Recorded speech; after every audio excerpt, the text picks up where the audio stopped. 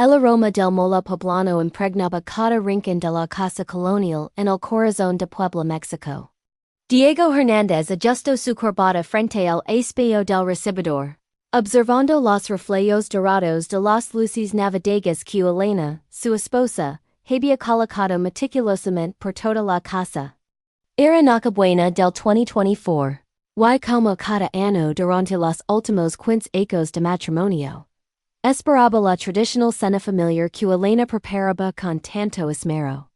Che rico todo mi amor, gritó Diego desde la entrada quitándose el abrigo mientras escuchaba el bullicio proveniente de la cocina. El sonido de los platos chocando y el sisio de algo frendos en aceite caliente le recordaba las navidades de su infancia en casa de su abuela Esperanza, donde el pozol rojo nunca faltaba y los tamales se preparaban desde el amanecer. Elena apareció en el umbral de la cocina, secando las manos con el delantal bordado que había sido de su suegra. Su cabello negro estaba recogido en un mono alto, y llevaba puesto el vestido rojo que Diego le había regalado el año anterior. Se veía hermosa, pero había algo diferente en sus ojos oscuros, una chispa que Diego no había visto en mucho tiempo.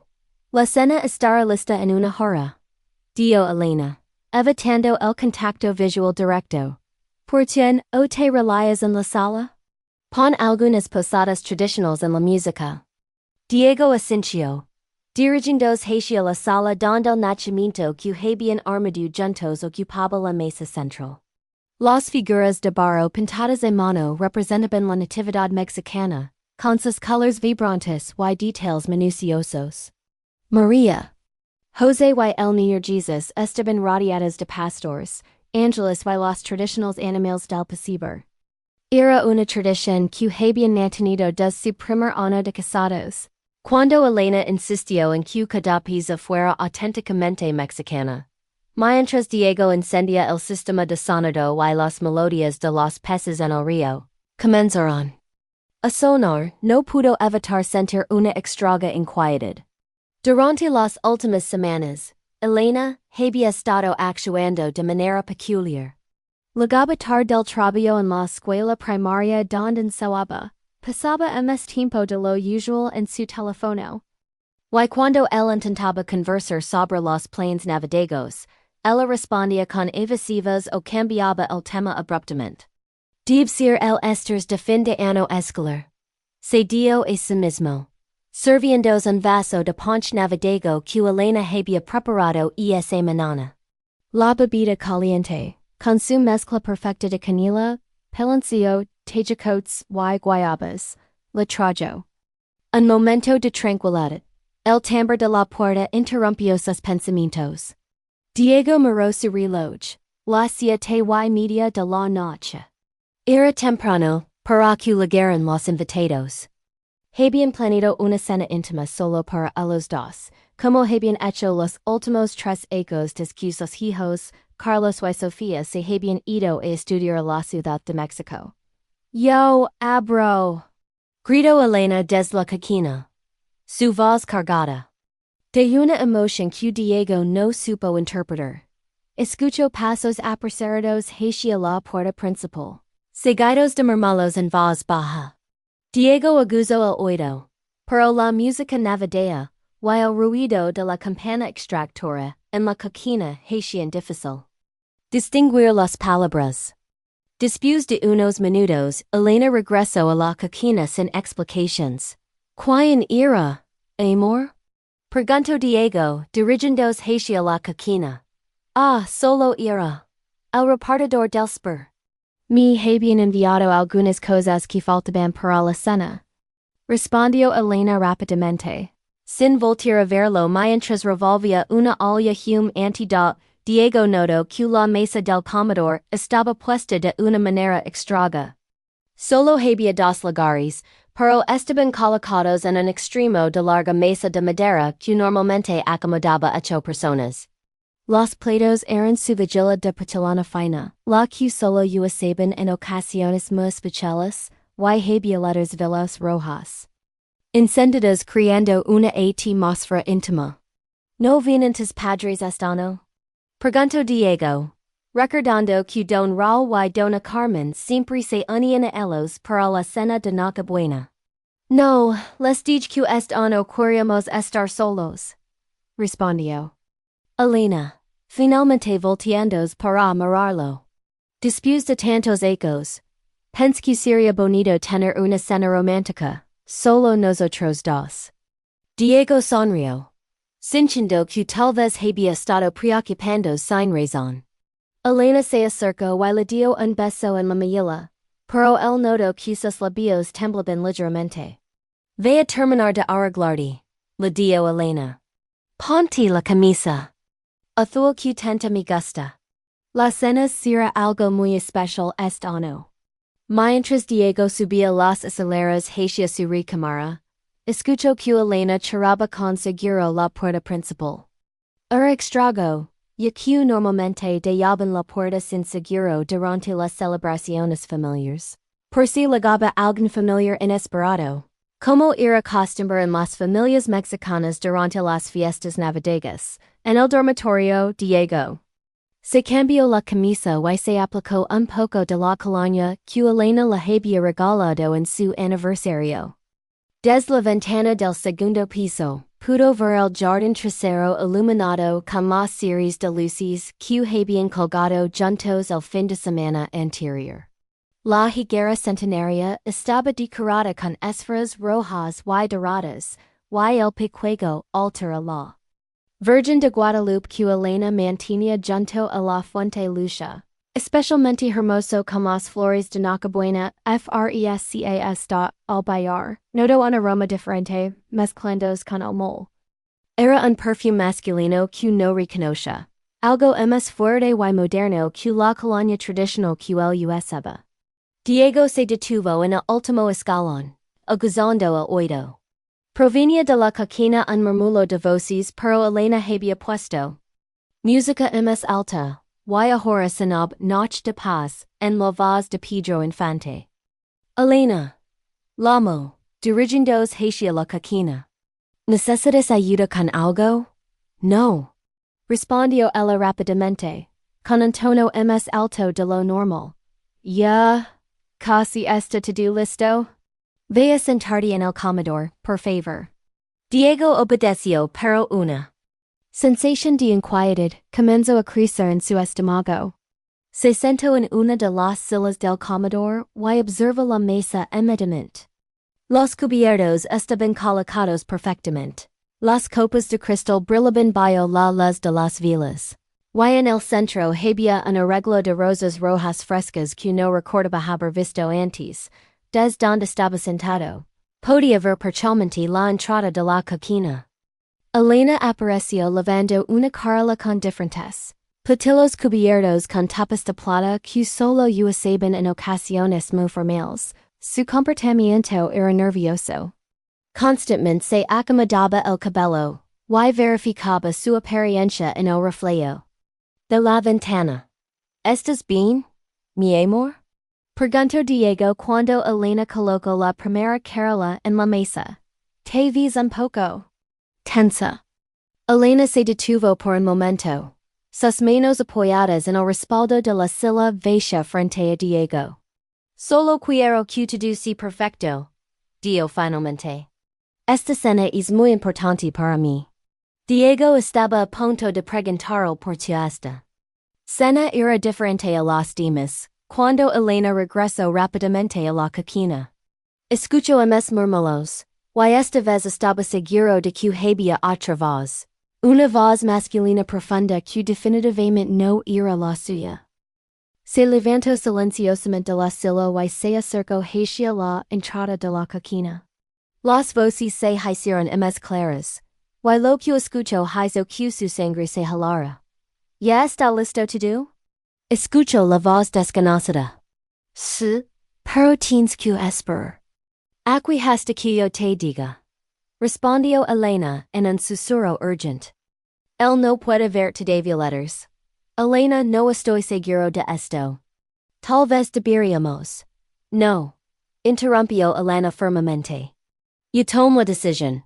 Es hora de que sepa la verdad. Diego sintió que el mundo se desplomaba a su alrededor. Sus piernas temblaron y tuvo que apoyarse contra la pared para no caer. Durante 15 años de matrimonio, nunca había sospechado que Elena pudiera estar teniendo una aventura. Habían tenido sus problemas, como todas las parejas, pero siempre los habían resuelto hablando. O al menos eso había creído él.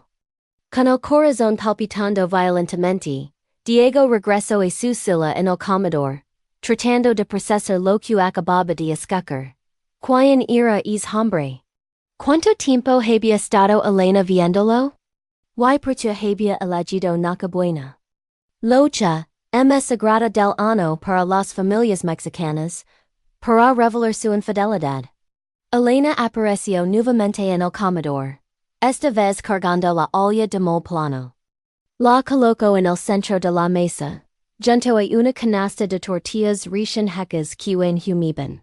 Su rostro estaba sonriado, y Diego notó que había estado llorando.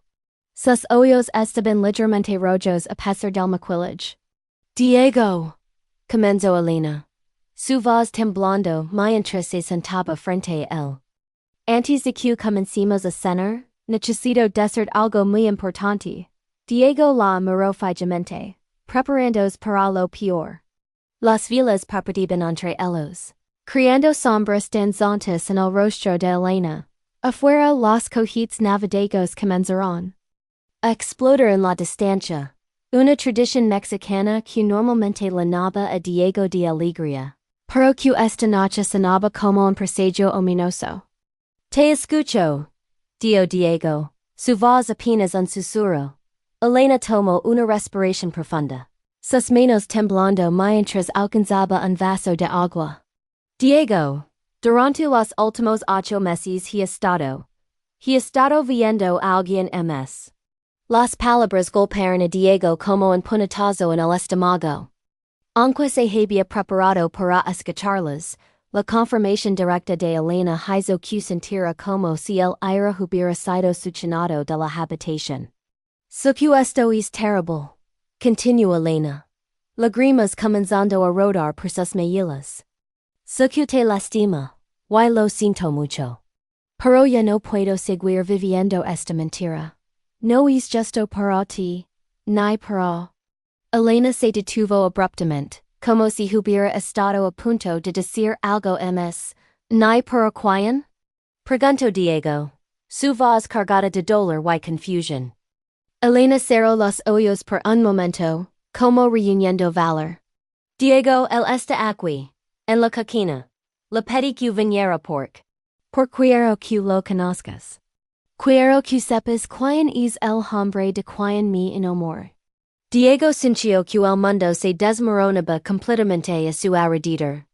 No solo Elena lo había engañado, sino que había tenido la audacia de traer a su amante a su casa, en Nochebuena, para una cena que se suponía era su tradición más sagrada.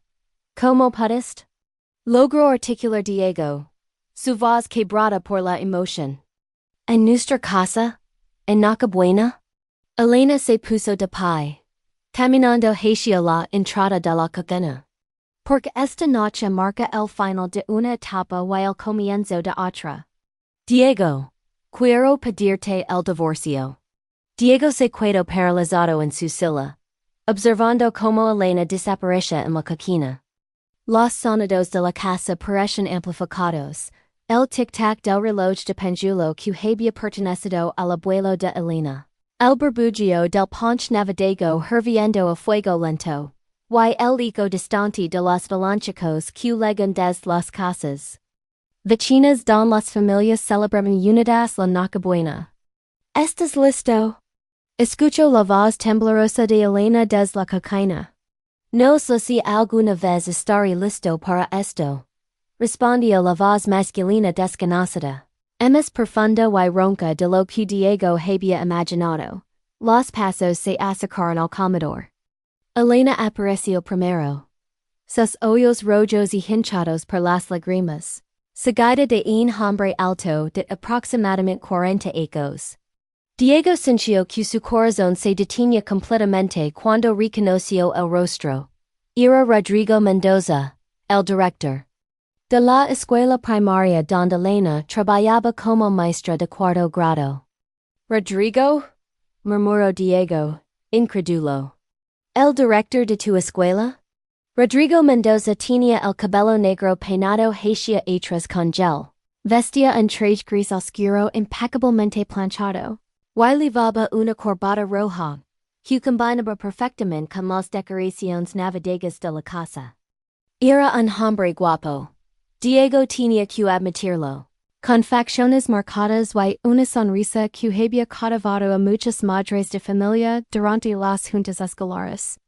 Diego lo conocía desde hacía 3 años, desde que Rodrigo había asumido la dirección de la escuela primaria Benito Juárez. Diego, dijo Rodrigo, extendiendo su mano derecha en un gesto que parecía completamente absurdo dadas las circunstancias. Lamento que tengas que conocer la situación de esta manera. Diego miró la mano extendida como si fuera una serpiente venenosa. ¿Lamentas tú exactamente?, preguntó, poniéndose de pie lentamente. ¿Lamentas haberme traicionado como amigo, o lamentas haber destruido mi matrimonio? Elena se interpuso entre los dos hombres. Diego, por favor, sentens los dos. Podemos hablar esto como adultos civilizados. ¿Civilizados? Diego soltó una risa amarga, que resonó por todo el comedor. Elena, trajiste tu amante a nuestra casa en Nochebuena. No hay nada civilizado en esto. Rodrigo se sentó en la silla. Que había estado vacía. La silla don Diego había esperado que se sentara Elena como habían hecho durante 15 años de cenas navideñas. La ironía no pasó desapercibida para Diego, quien permaneció de pie, aferrándose al respaldo de su silla como si fuera lo único que lo mantenía en pie. Elena comenzó a servir el mole poblano en los platos de porcelana, sus manos temblando tanto que el cucharón chocaba contra los bordes. El mole, que normalmente era el orgullo de Elena, y que lleva horas preparando con chiles molados, anchos y pasillas, ahora parecía una mancha oscura y incomable en los elegantes platos blancos. Esto comenzó sin que ninguno de los dos lo planeáramos, dijo Elena, su voz apenas audible por encima del ruido de los cubiertos. Rodrigo llegó a la escuela hace 3 años, y al principio solo teníamos una relación profesional.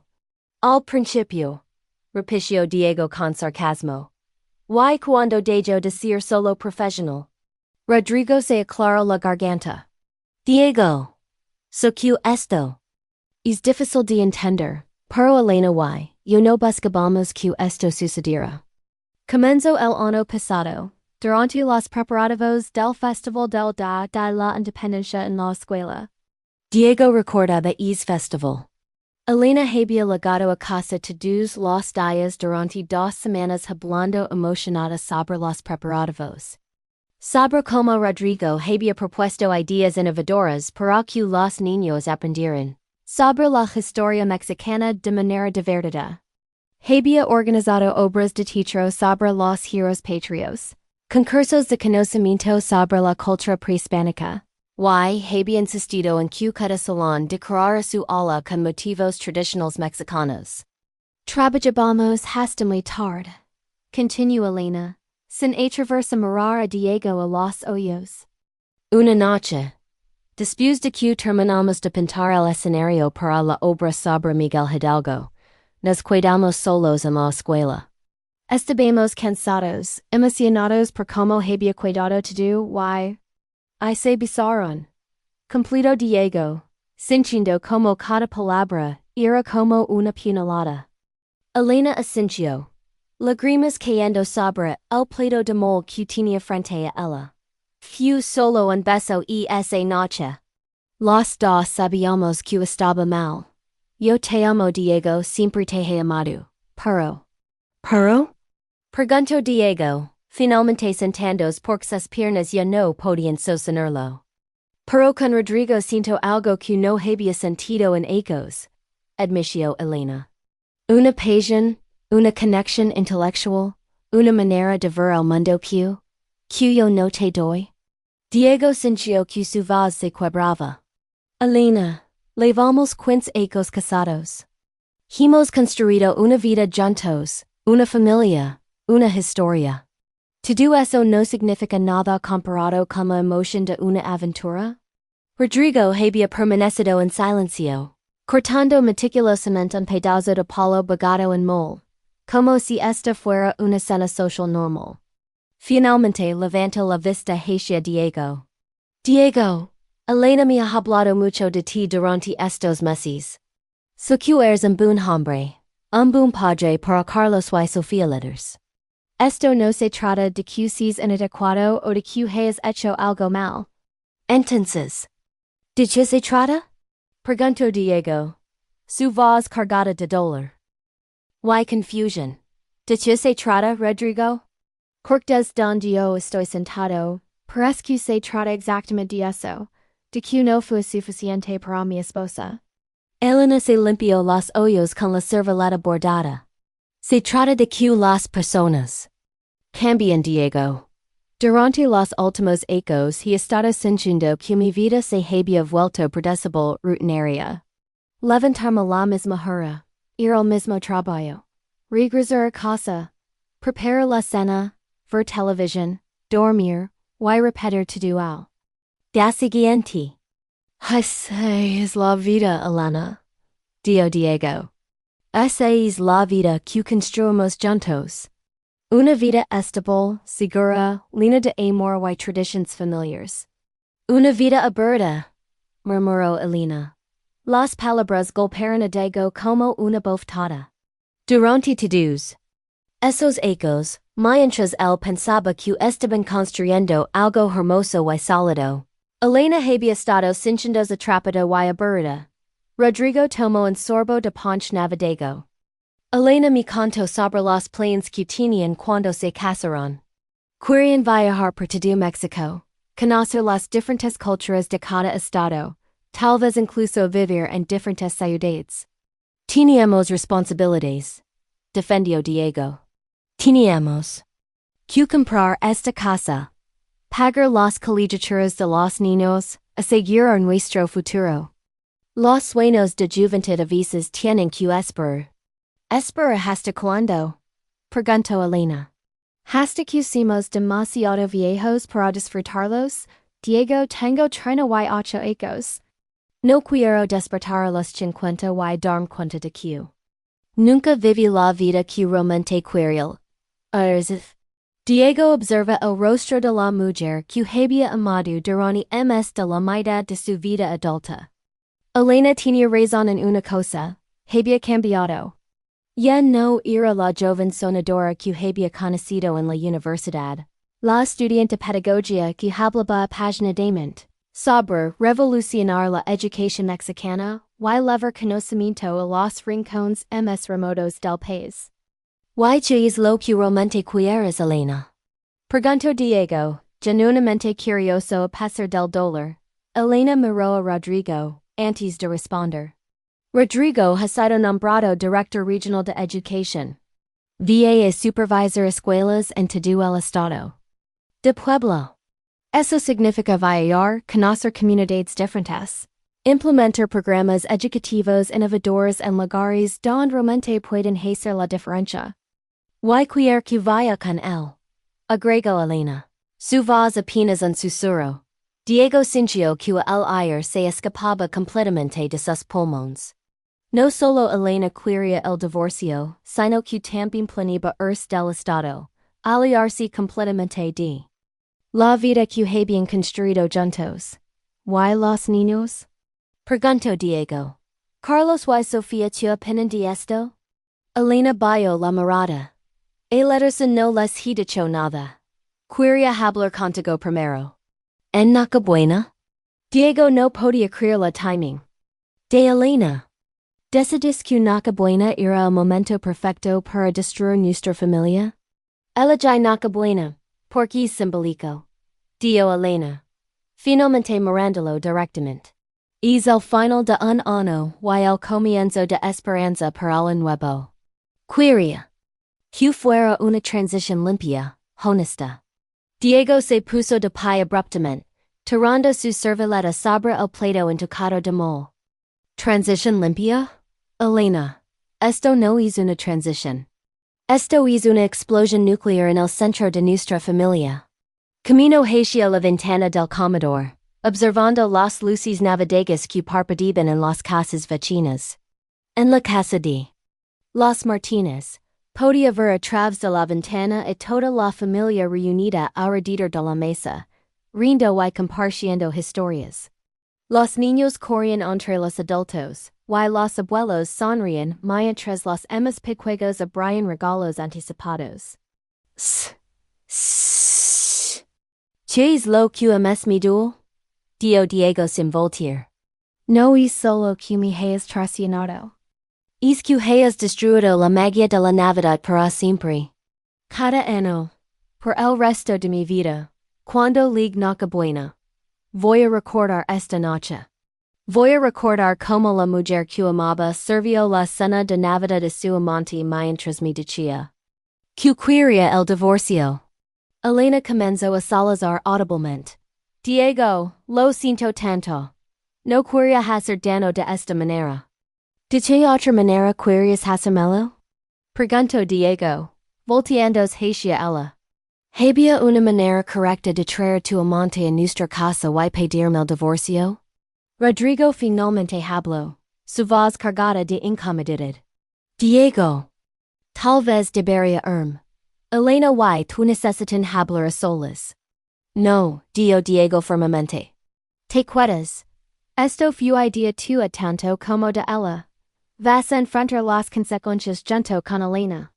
El reloj de péndulo marcó las 9 de la noche. En circunstancias normales, este habría sido el momento cuando Elena habría servido el tradicional chocolate caliente con churros, y habrían comenzado a intercambiar los regalos que habían colocado cuidadosamente bajo el árbol de Navidad. En la sala. ¿Qué va a pasar ahora? Preguntó Diego. ¿Van a irse juntos esta misma noche? ¿Vas a empacar las cosas y abandonar Quince ecos de matrimonio como si fueran un vestido que ya no te gusta? Elena se secó los ojos.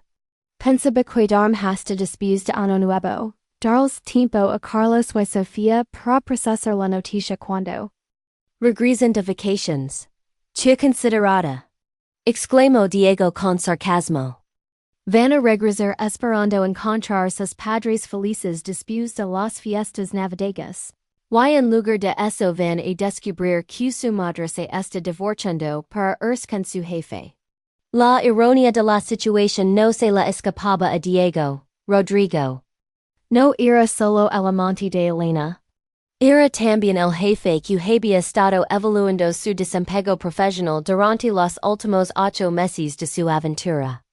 Todo el tiempo que Elena había estado llegando tarde a casa, diciendo que tenía juntas de trabajo o capacitaciones pedagógicas, en realidad había estado construyendo una relación romántica con su supervisor.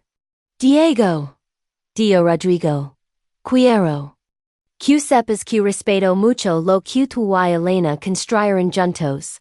No tomamos esta decisión a la ligera. Diego soltó una risa cruel. ¿Respetas lo que construimos? Rodrigo. Si respetaras lo que construimos, no habría seducido a mi esposa. Él no me sedujo, defendió Elena. Fue mutuo, Diego. Los dos sentimos la conexión desde el principio. Diego regresó a su silla, sintiéndose agotado emocional y físicamente. La cena que Elena había preparado con tanto cuidado permanece intocada en los platos.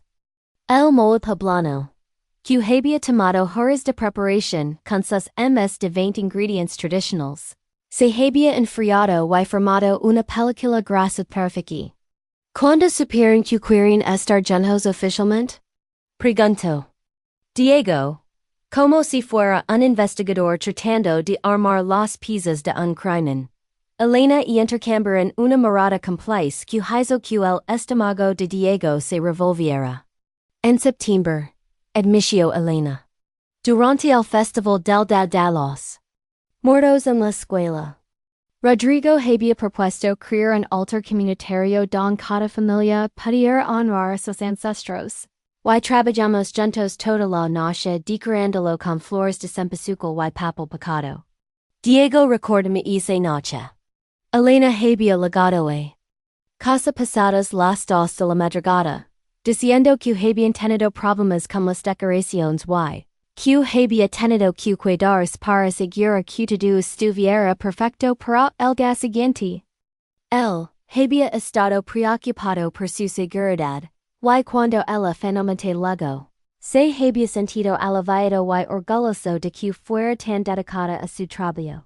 Ahora se daba cuenta de que esa noche había sido cuando Elena y Rodrigo habían cruzado la línea entre la aventura emocional y la física. Esa noche decidimos que queríamos estar juntos, continuó Elena.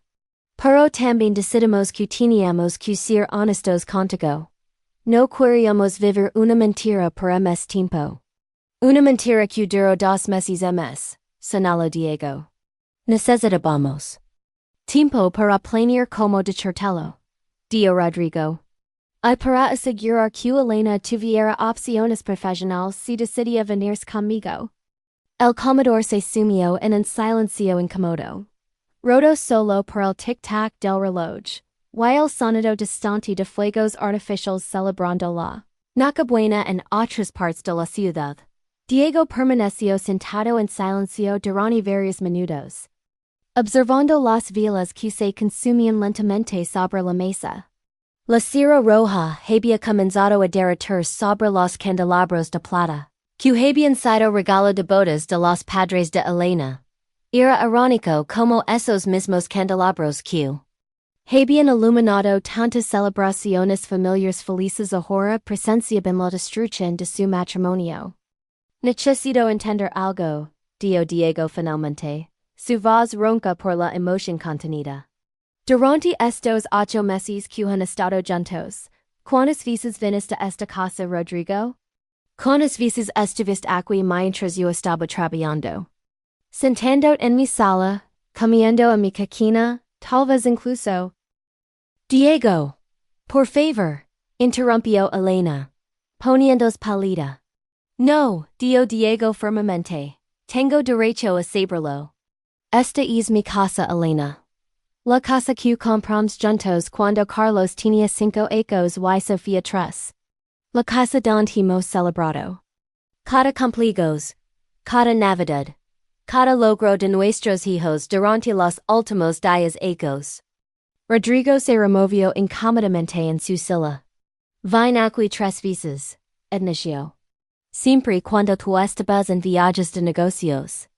Y él y en Amy había hablado tanto de la casa, de la decoración que habían hecho juntos, que tenía curiosidad por conocerla. Curiosidad? Diego sintió que la rabia comenzaba a reemplazar al dolor. ¿Viniste a mi casa por curiosidad? ¿O viniste para evaluar que tan fácil sería reemplazarme? Elena se puso de pie abruptamente. ¡Basta! No fue así, Diego. Rodrigo vino por quería entender mi vida, conocer el contexto de la mujer, de la que se había enamorado. La mujer casada de la que se había enamorado, corrigió Diego. La mujer que tenía una familia, una historia, un compromiso previo. Diego recordó sus últimos 3 viajes de trabajo. En febrero, había ido a Guadalajara para una conferencia de ingeniería que duró 5 días. En mayo había viajado a Monterrey para supervisar la instalación de equipos en una fábrica durante una semana. Y en agosto había tenido que ir de emergencia a Tijuana cuando surgieron problemas técnicos en una planta que duraron 4 días. ¿En cuál de mis viajes dormiste en mi cama? Preguntó Diego, la pregunta saliendo de su boca antes de que pudiera detenerla. El silencio que seguió fue más revelador que cualquier respuesta. Elena cerró los ojos y se cubrió el rostro con las manos, mientras Rodrigo miraba fijamente su plato de mole intocado. En los 3, susurró Elena, Tan bio que Diego apenas pudo escucharla. Diego sintió como si la hubieran dado un golpe físico en el pecho. Se levantó de la mesa tan bruscamente que su silla se volcó hacia atrás, estrelándose contra el suelo con un ruido ensordecedor que resonó por toda la casa. ¿En mi cama? Gritó Diego. En la cama donde dormimos juntos durante ¿Quince ecos? ¿En la cama donde nacieron nuestros hijos cuando decidimos tener partos en casa? En la cama de mi consoles cuando murió mi padre? Elena comenzó a olor desconsolidante. Diego, lo siento tanto. So que fue imperdonable. So que cruzó una línea que no debería haber cruzado. ¿Una línea? Diego caminó hacia la sala, necesitando aliarse de la mesa donde tu había comenzado a desmoronarse. Elena, no cruzaste una línea. Destruiste todo lo sagrado que teníamos. Rodrigo se levantó, y siguió a Diego hacia la sala. Diego, entiendo tu dolor, pero tienes que saber que Elena nunca dejó de amarte. Incluso cuando estuvimos juntos, hablaba constantemente de ti. De lo buen padre que eres, de lo trabajador y confiable. No me digas lo que mi esposa decía. De mi mientras se acostaba contigo. Rugió Diego, volteándose hacia Rodrigo con los puños cerrados. No tienes derecho a usar sus palabras para consolarme después de haber destruido mi matrimonio. Diego observa la sala donde habían pasado tantas tardes en familia. El sofá donde Elena se acercaba contra él mientras veían películas mexicanas los domingos por la tarde. La mesa de centro donde Carlos había armado sus primeros rompecabezas y donde Sofía había debado cientos de dibujos que ahora decoraban el refrigerador de la cocina. En la esquina estaba el árbol de Navidad, que habían decorado juntos apenas 2 semanas atrás. Elena había insistido en usar solo ornamentos tradicionales mexicanos, pequeñas figuras de barro pintadas a mano, estrellas talladas con palma, y luces de colores brillantes que Elena había traído de un viaje a Michoacán. Bajo el árbol estaban los regalos que Diego había comprado para Elena. Un collar de ámbar auténtico de Chiapas, que había ordenado especialmente. Y un libro de fotografías sobre los murales de Diego Rivera que sabía que ella había estado Diciendo, ¿sabías que iba a pedirte el divorcio cuando compraste esos regalos? Preguntó Diego, señalando hacia el árbol. Elena que lo había seguido hasta la sala. Negó con la cabeza. No había tomado la decisión final hasta hace una semana. Rodrigo recibió la confirmación oficial de su nuevo puesto, y me pidió que fuera con él. ¿Te pidió que fueras con él? ¿O te pidió que me dejaras? Preguntó Diego. Las dos cosas, admitió Elena. Me pidió que construyéramos una vida juntos. Diego se dirigió hacia la repisa donde Elena mantenía las fotografías familiares. Había docenas de imágenes que contaban la historia de su vida juntos, su boda en la Catedral de Puebla, con Elena radiante en un vestido blanco tradicional bordado a mano por artesanas oaxaqueñas. El bautizo de Carlos en la misma iglesia donde ellos se habían casado. Los primeros pasos de Sofía en el jardín de esta misma casa. Vacations familiares en Cancún, Acapulco y Puerto Vallarta. Celebraciones de cumpleaños, graduaciones, días del padre, y días de la madre. ¿Tú vas a hacer con todo esto? Preguntó Diego, gesticulando hacia las fotografías. ¿Vas a empacarlo en una caja y guardarlo en el ático como si fueran recuerdos de otra persona? Elena se acercó lentamente hacia él. Diego, el hecho de que quiera el divorcio no significa que vaya a borrar la historia que tuvimos juntos. ¿Siempre valorar los ecos que pasamos como familia? Pero ya no nos valoras lo suficiente como para luchar por salvarnos. Preguntó. Diego, tomando una fotografía de la última Navidad en familia. Carlos, ya de 18 años, estaba orgulloso con su uniforme de la universidad. Sofía, de 16, Sonrea con los brackets que finalmente se había quitado es verano. Elena y Diego estaban abrazados detrás de sus hijos, frente a este mismo árbol de Navidad. He estado luchando durante meses, dijo Elena suavemente. ¿Por qué crees que tardó tanto en tomar esta decisión?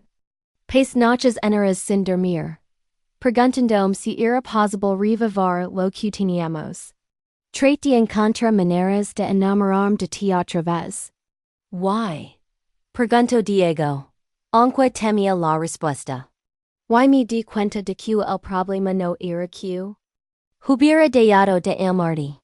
El problema era que había dejado de estar enamorada de la vida que teníamos juntos.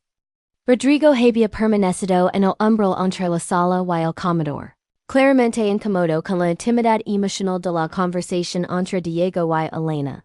Era obvio que se había imaginado que esta revelación sería diferente, tal vez más civilizada, más parecida a una reunión de negocios donde se discutirían términos y se llegaría a acuerdos racionales. Rodrigo, dijo Diego sin voltear a mirarlo. ¿Realmente pensáis que esto iba a ser fácil? ¿Pensáis que yo iba a sonreír y desearos felicidad? Pens que serías más comprensivo, admitió Rodrigo. Y Elena me había dicho que eras un hombre razonable, que siempre habían resuelto sus problemas hablando. Diego se rió amargamente. Elena, aparentemente no le contéis que nunca hemos tenido que resolver el problema de tu infidelidad antes. Esta es una situación completamente nueva para mí. Elena se sentó en el sofá, hundiéndose en los cojines bordados que había comprado en un mercado de artesanías en Tlaxcala. Diego, so que esto es devastador. So que te sientes traicionado y furioso. Tienes derecho a sentirte así. ¿Tengo tu permiso para sentirme traicionado? Preguntó Diego con sarcasmo. Che generosa. De tu parte, Elena. Elena suspiró profundamente. No estoy tratando de minimizar tu dolor. Estoy tratando de explicar por qué liga esta decisión. Diego finalmente se sentó en el sillón individual que siempre había sido su lugar favorito para leer el periódico los domingos por la mañana. Desde esa posición, podía ver tanto a Elena en el sofá como a Rodrigo, que seguía parado incómodamente cerca de la entrada. Entonces explíqueme, dijo Diego. Explíqueme cómo una mujer que juró amar y respetar a su esposo hasta que la muerte la separara decide que 8 meses de aventura valen más que 15 ecos de matrimonio. Elena se inclinó hacia adelante, como si la proximidad física pudiera hacer que sus palabras fueran más convincentes. ¿Recuerdas cómo éramos cuando nos conocimos en la universidad? Diego asintió. Se habían conocido en una manifestación estudiantil a favor de la educación pública gratuita. Elena estudiaba pedagogía y ingeniería, pero ambos compartían la pasión por la justicia social y el deseo de contribuir al desarrollo de México. Elena había sido la presidenta del comité estudiantil, y Diego había quedado fascinado por su capacidad de liderazgo y su visión apasionada sobre cómo la educación podía transformar el país. Hablábamos durante horas sobre nuestros sueños. Continuó Elena. Tú querías desarrollar infraestructura para comunidades rurales, y yo quería programas educativos que llegaran a los niños más necesitados. Planeamos viajar juntos, trabajar en proyectos social, hacer la diferencia. Y lo hicimos, defendió Diego. Tal vez no exactamente como lo habíamos planeado, pero contribuimos a la sociedad. Yo he diseñado plantas de tratamiento de agua para comunidades rurales, y tú has educado a cientos de niños durante tu carrera. Pero lo hicimos por separado, dijo Elena. En algún punto dejamos de ser un equipo que perseguía sueños juntos, y nos convertimos en dos personas que vivían vidas paralelas bajo el mismo techo. Diego reflexiona sobre las palabras de Elena. Era cierto que durante los últimos ecos, especialmente después de que los niños se fueron a la universidad, habían desarrollado rutinas independientes. Diego se levantaba temprano para ir al gimnasio antes del trabajo. Elena se quedaba hasta tarde en la escuela preparando clases o calificando exámenes. Los fines de semana, Diego generalmente trabajaba en proyectos de la casa o vía deportes en televisión. Mientras Elena visitaba a sus padres o se reunía con sus amigas maestras.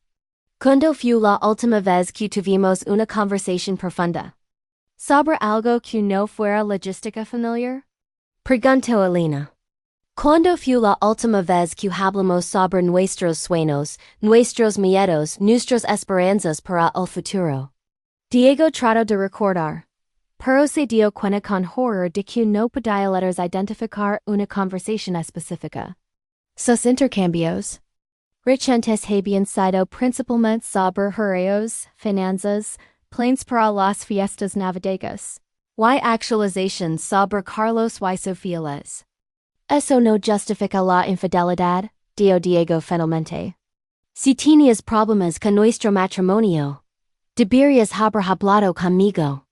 Deberíamos haber ido a terapia de pareja, o haber tomado unas vacaciones románticas, o haber hecho algo para reconectarnos.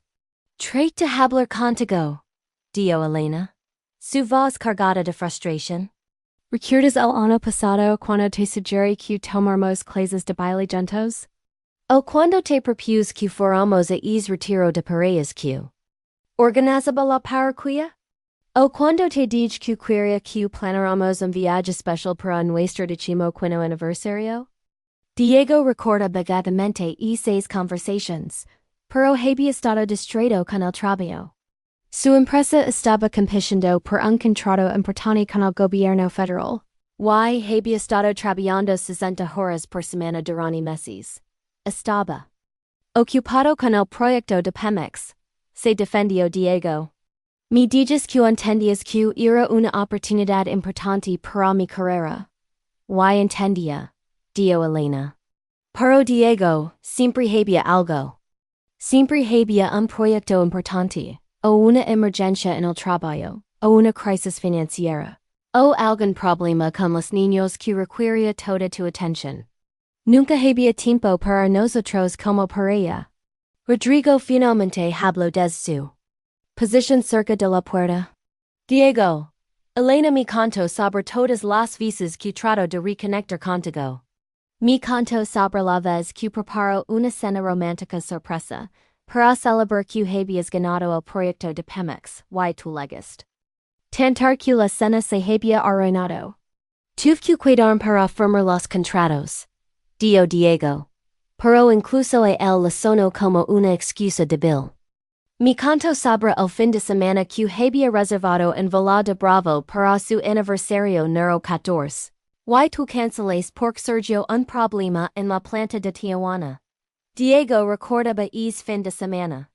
Elena había estado planeando el viaje durante semanas, había reservado una cabana romántica frente al lago, había organizado actividades especiales. Pero había surgido una emergencia técnica que requería su supervisión inmediata. Las responsabilidades profesionales no se pueden ignorar, murmuró Diego. Pero sabía que sus palabras sonaban huecas. Por supuesto que no, dijo Elena. Pero Diego, durante los últimos 5 años, siempre ha habido algo más importante que nuestro matrimonio. Tu trabajo, los problemas de los niños en la universidad, las reparaciones de la casa, las obligaciones sociales. Nunca fuimos la prioridad. Diego se dio cuenta de que Elena tenía razón en algo fundamental. Sin notarlo conscientemente, había comenzado a dar por sentado su matrimonio. Había asumido que Elena siempre estaría allí, esperando pacientemente. Mientras él se ocupaba de todo lo demás que consideraba urgente y importante. Pero eso no significa que no te amara, dijo Diego suavemente. Significa que me sentía seguro en nuestro amor. Pense que teníamos una base tan sólida que podía sobrevivir las temporadas ocupadas. Y tal vez podría haberlo sobrevivido, admitió Elena. Si no hubiera conocido a Rodrigo. La mención del nombre de Rodrigo trajo a Diego de vuelta a la realidad inmediata. Por unos minutos había estado tan absorto en la conversación con Elena que casi había olvidado que el hombre por quien su esposa lo estaba dejando estaba parado en su sala. Rodrigo, dio Diego, dirigiéndose directamente al otro hombre por primera vez en varios minutos. ¿Sabías que Elena estaba casada cuando comenzaste a conocerla? Por supuesto que sabía, respondió Rodrigo. Elena hablaba de ti y de los niños constantemente. ¿Y eso no te hizo dudar? ¿No pensáis que tal vez deberías mantener al lado de una mujer casada? Rodrigo se acercó finalmente, sentándose en el borde del sofá, al lado opuesto, de donde estaba Elena. Honestamente, al principio traté de mantener distancia. Sabía que Elena estaba casada, sabía que tenía una familia. Pero la conexión entre nosotros era muy fuerte. ¿Qué tipo de conexión? Preguntó Diego, genuinamente curioso a pesar de su dolor. Rodrigo miró a Elena, antes de responder. Elena y yo compartimos una visión sobre la educación que vemos. Habla del trabajo diario. Hablamos sobre cómo transforma realmente el sistema educativo mexicano. Sobre cómo levar oportunidades a comunidades marginadas. Sobre cómo usar la educación como herramienta de justicia social. Diego sintió una punzada de reconocimiento. Esos habían sido exactamente los tipos de conversaciones que él y Elena habían tenido cuando eran jóvenes. Las conversaciones que habían dejado de tener gradualmente a medida que se concentraban en las responsabilidades prácticas de la vida adulta. Diego se levantó del sillón y caminó hacia la ventana que daba al jardín trasero. Las luces navideñas que habían instalado juntos parpadeaban alegremente, creando un contraste cruel con la devastación emocional que se desarrollaba dentro de la casa. Podía ver el reflejo de las tres en el cristal. El parado solitariamente cerca de la ventana. Elena en el sofá con las manos entrelazadas sobre su regazo. Y Rodrigo sentado rígidamente como si estuviera en una entrevista de trabajo particularmente incómoda. ¿Saben qué es lo más irónico de todo esto? Dio Diego sin voltear. Durante ecos me preocupo por las cosas equivocadas. Ni preocupaba por los gastos de la universidad de los niños, por la hipoteca de la casa, por ahorrar para nuestro retiro. Pense que si podía proveer estabilidad financiera y seguridad, el amor se mantendría intacto automáticamente. Elena se aclaró la garganta suavemente.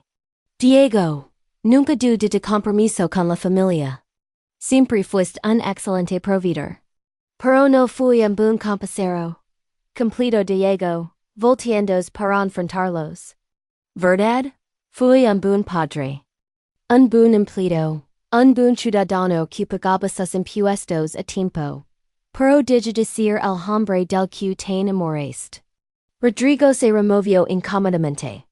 Diego, no creo que sea productivo que te culpes. ¿Productivo? Diego soltó una risa amarga. Rodrigo, mi matrimonio se está desintegrando en Nochebuena. No estoy preocupado por ser productivo en este momento. El teléfono de la casa comenzó a sonar desde la cocina. El sonido estridente cortó a través de la tensión como un cuchillo. Los tres se miran entre sí, ninguno queriendo moverse. Para contestar. Debe ser Carlos o Sofía, dio Elena, poniéndose de pie. Les prometí que los llamaría después de la cena para decirles feliz Nochebuena. ¿Qué les vas a decir? Preguntó Diego. Que todo está perfecto aquí en casa. Mientras planeas divorciar de su padre? Elena se detuvo a medio camino hacia la cocina. Les voy a decir que los amamos, y que esperamos que estén disfrutando sus vacaciones con sus amigos. El teléfono dejó de sonar, pero inmediatamente comenzó a sonar otra vez. Elena corrió hacia la cocina para contestar. Bueno? Sofía. Ni Sí, estamos bien aquí. Tu papá y yo acabamos de terminar de cenar. La voz de Elena se alejó mientras se dirigía hacia la parte más privada de la cocina. Diego y Rodrigo Se quedaron solos en la sala por primera vez desde que había comenzado esta pesadilla. El silencio se extendió entre ellos, cargado de hostilidad. ¿Y incomodidad mutua? ¿Tienes hijos? Preguntó Diego finalmente. No, respondió Rodrigo. Estuve casado durante 5 años, pero no tuvimos hijos. Nos divorciamos hace 3 años. ¿Por qué se divorciaron? Rodrigo dudó antes de responder. Porque me enamoré de otra persona. Diego sintió como si le hubieran dado una bofetada. ¿En serio? ¿Tienes un patrón de enamorar de mujeres que no están disponibles? No fue la misma situación, se defendió Rodrigo. Mi ex esposa y yo ya teníamos problemas graves. Llevábamos 2 años en terapia de pareja. ¿Y ahora qué? Elena es tu tercera esposa no oficial? Rodrigo se puso de pie, claramente molesto. Diego. Entiendo que estés furioso.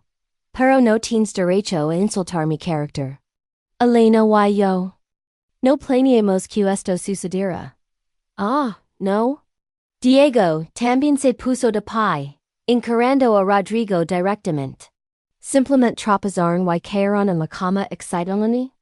Lo que quiero decir es que no perseguía a Elena con la intención de destruir su matrimonio. La atracción se desarrolla gradualmente, y ambos tratamos de resistirnos. Diego podía escuchar la voz de Elena desde la cocina, hablando animadamente con Sofías. Su tono era alegre y maternal, completamente diferente al tono tenso y defensivo que había estado usando con él durante las últimas 2 horas. ¿Qué planes específicos tienen? Preguntó Diego. ¿Cuándo se van? ¿Dónde van a vivir?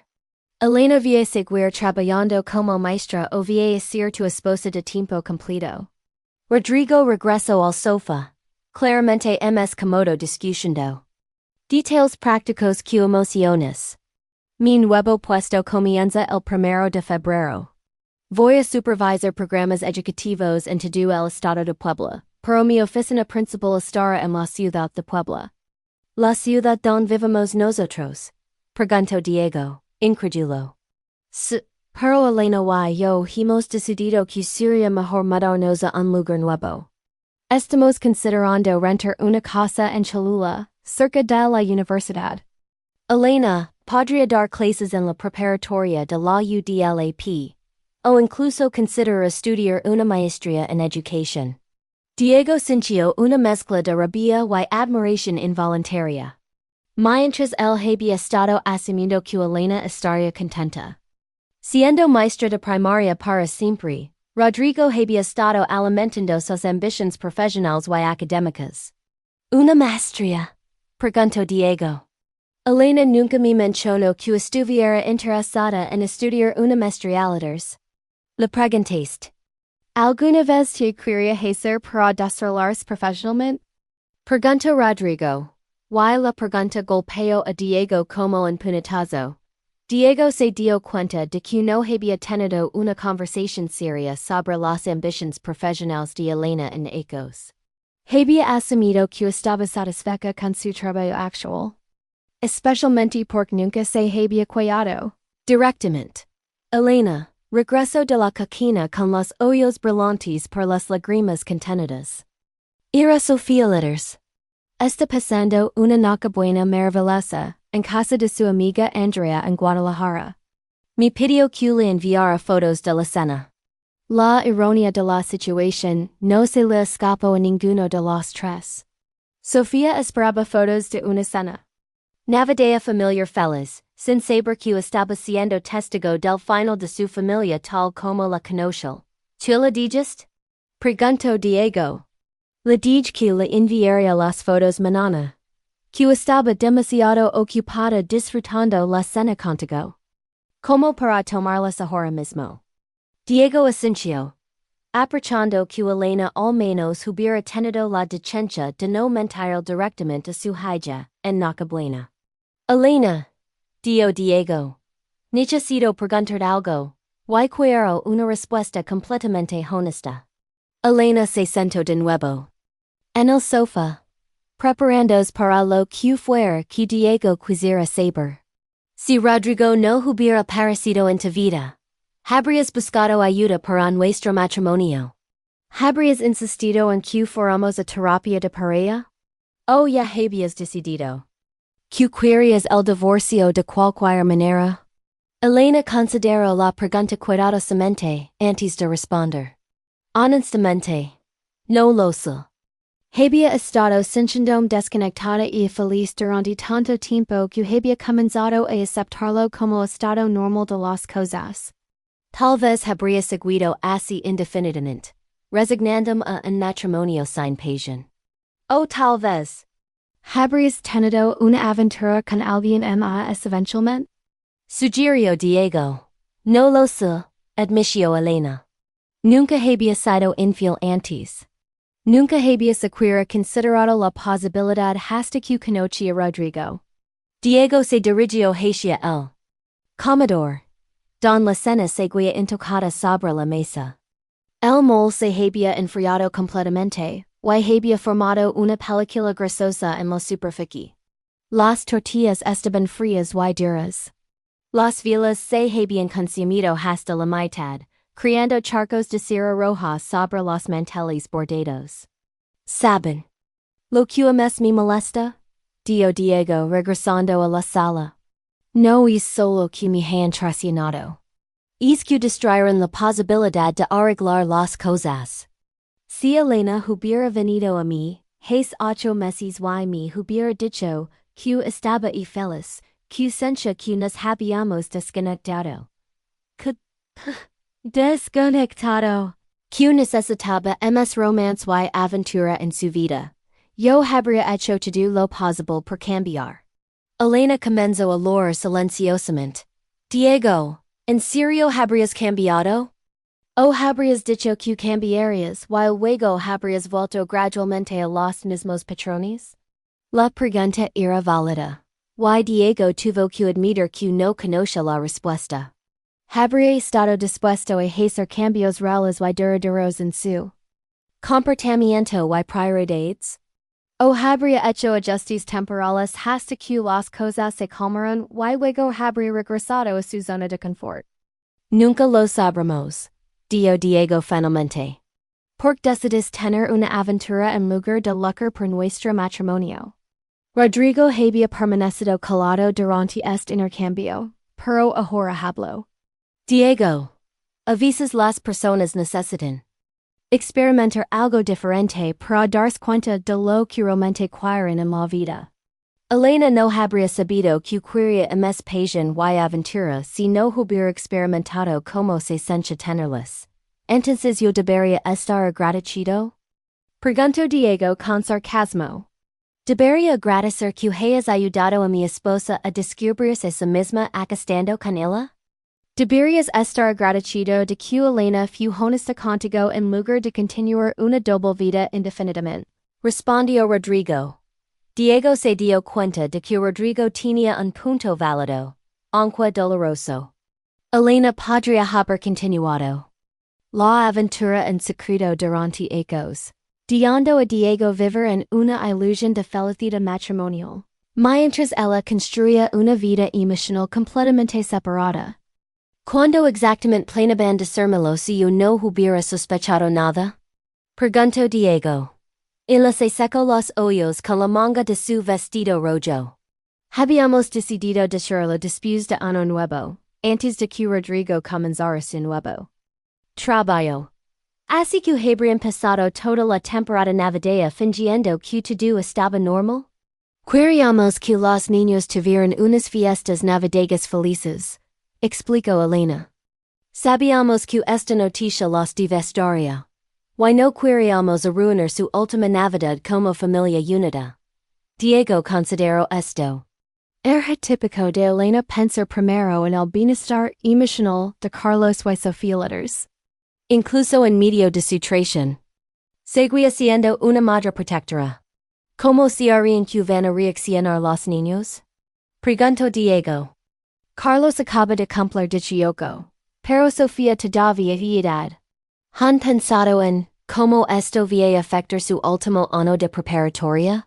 Elena se cubrió el rostro con las manos. Por supuesto que hemos pensado en eso. Es una de las razones por las que tardé tanto en tomar esta decisión. Pero Diego, tampoco podemos vivir una mentira solo para proteger a los niños. Ellos merecen ver tu aspecto tienen matrimonio saludable y feliz. ¿Y se harían que van a encontrar un modelo de matrimonio saludable en una relación que comenzó con una aventura? Preguntó Diego. Rodrigo se inclinó hacia adelante.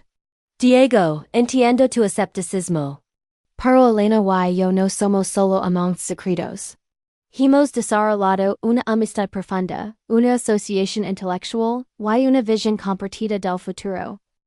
Todo eso suena muy bonito, dijo Diego. Pero ¿han considerado las realidades prácticas? Elena tiene casi 40 años. Si quiere tener más hijos contigo, el tiempo se está agotando. ¿Han hablado sobre eso? Elena y Rodrigo intercambiaron una mirada que Diego no supo interpretar. Hemos hablado sobre tener hijos juntos, admitió Elena. Rodrigo nunca ha sido padre y yo nunca dije de sonar con tener otro bebé. Diego sintió como si le hubieran sacado todo el aire de los pulmones. ¿Otro bebé? Elena, tienes 38 años. Carlos ya está en la universidad. ¿En serio quieres empezar otra vez con penales y noches sin dormir? Quiero la oportunidad de criar un hijo con alguien que esté completamente presente y comprometido, dijo Elena. Alguien que prioriza la familia sobre el trabajo. La crítica implícita golpeó a Diego duramente. Elena estaba sugiriendo que él no había estado completamente presente durante la infancia de Carlos y Sofía. Y Diego tuvo que admitir que había algo de verdad en eso. Había trabajado muchas horas extra, había viajado frecuentemente por negocios, y había perdido algunos eventos escolares importantes debido a compromisos profesionales. ¿Y financieramente? Preguntó Diego. ¿Han calculado cómo van a mantener un hogar nuevo, posiblemente con un bebé, con un solo salario mientras Elena estudia su maestría? Rodrigo sonrió por primera vez en toda la noche. Mi nuevo salario como director regional es significativamente más alto que lo que gano actualmente. Elena recibiría una beca completa para estudiar su maestría en la UDLAP. Hemos hecho los cálculos. Diego se dio cuenta de que Elena y Rodrigo habían estado planeando meticulosamente su futuro juntos durante meses. Mientras él había estado completamente ajeno a lo que se avecinaba. Habían considerado cada detalle práctico, habían resuelto cada obstáculo potencial, habían creado una visión completa de la vida que querían construir juntos. Parece que lo tienen todo resuelto, dijo Diego amargamente. Diego, dijo Elena suavemente. Sé que esto es doloroso. Pero quiero que sepas que siempre vas a ser importante para mí. Eres el padre de mis hijos, y eso crea un vínculo entre nosotros que nunca se romperá. Un vínculo, repitió Diego. Así es como describes Quince años de matrimonio, un vínculo? Elena se puso de pie y se acercó a Diego. Por un momento, él pensó que iba a tocarlo. Tal vez tomar su mano o abrazarlo. Pero se detuvo a unos pasos de distancia. Diego, quiero que seamos amigos. Quiero que podamos estar en la misma habitación. Durante las graduaciones de los niños, sus bodas, el nacimiento de sus hijos. Quiero que encontremos una manera de ser una familia extendida funcional. ¿Una familia extendida? Diego sacudió la cabeza. Elena, no puedo ser tu amigo ahora mismo. tal vez en unos ecos, después de que haya procesado todo esto, y haya seguido adelante con mi propia vida. Pero no puedo fingir que somos amigos cordiales mientras mi corazón todavía está sangrando por detracción. El reloj de péndulo marcó los días de la noche.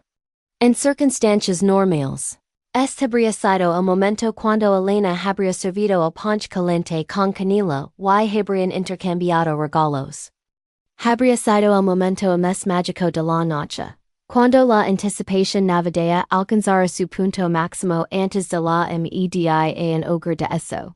Los tres estaban sentados en una sola línea de tensión, rodeados por los restos de una celebración que nunca había comenzado realmente. ¿Qué sucede ahora? Preguntó Diego. ¿Se van esta noche? Rodrigo se queda aquí. ¿Duermen en cuartos separados y pretendemos que esto es normal? Elena miró a Rodrigo antes de responder. Rodrigo se va a su casa esta noche. Yo me quedo aquí contigo hasta que decidamos cómo manejar los detalles prácticos del divorcio. Los detalles prácticos. Diego se rió sin humor. Elena, no hay nada práctico en esta situación. Vas a destrozar nuestros hijos, vas a dividir todo lo que construimos juntos. Y vas a ir con un hombre que conoces desde hace menos de un año. Tres ecos, corrigió Elena. He conocido a Rodrigo durante 3 ecos. Has estado enamorada de él durante 8 meses, corrigió Diego. Y esa es una base muy frágil para una decisión tan drástica. Rodrigo se puso de pie, claramente preparándose para irse. Diego, entiendo tu escepticismo. Pero quiero que sepas que amo a Elena, y que tengo la intención de hacerla feliz. Eso espero. Dijo Diego, mirando directamente a Rodrigo. Porque, si lastimas a la madre de mis hijos, si la abandonas cuando la Navidad se desvanezca, voy a responsabilizar personalmente por haber destruido nuestra familia para nada. Después de que Rodrigo se marcó, la casa quedó sumida en un silencio ensordecido que parece amplificar cada sonido. El zumbido del refrigerador, el tic-tac del reloj de péndulo, el crujir ocasional de la madera vieja asentándose. Diego y Elena se quedaron en la sala, separados por metros de distancia que se sienten como kilómetros de dolor y traición. Elena fue la primera en romper el silencio. Diego, sé que esta noche ha sido terrible para ti. Sé que elegí la peor manera posible de decírtelo. Diego estaba sentado en su sillón favorito, mirando fijamente el árbol de Navidad.